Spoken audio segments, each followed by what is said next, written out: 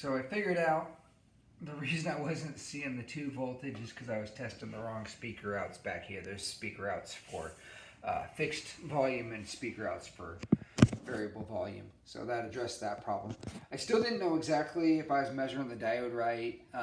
So I sent an email off to a guy at Duality Repair, his YouTube account, and he actually directed me on what I could do to zero in on the problem and gave me some diodes I could test that was going to give me the ability to see if the Q433 transistor had failed.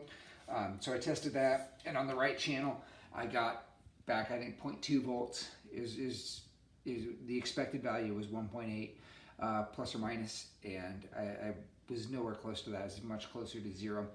So I pulled that Q433 transistor. It's actually mounted not on the board, but on this little, I don't know what it's called, daughter board, and then it was screwed in here to the heat sink. So I had to unscrew it from the heat sink.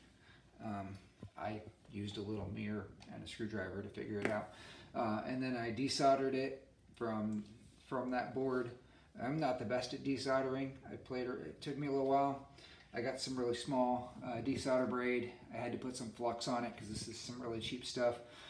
And then I was able to then get it to desolder. I tried using a solder sucker. I didn't have any luck with that, but I was able to get it done with the solder on the desoldering braid. So then I got my transistor out, and then I put my fluke meter on diode mode and measured both directions and found that this transistor is definitely bad. So assuming that I did somehow mess it up on getting it desoldered, which I don't think I did, that's likely my problem, which may or may not have caused a problem for my diodes in line that were after it. So I went ahead and ordered replacements for this transistor. The pins are backwards, so I'll have to flip it around.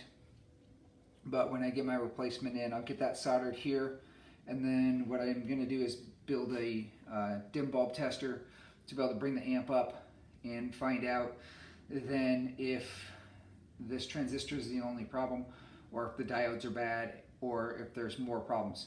So we'll continue the research when I get the parts. Thanks.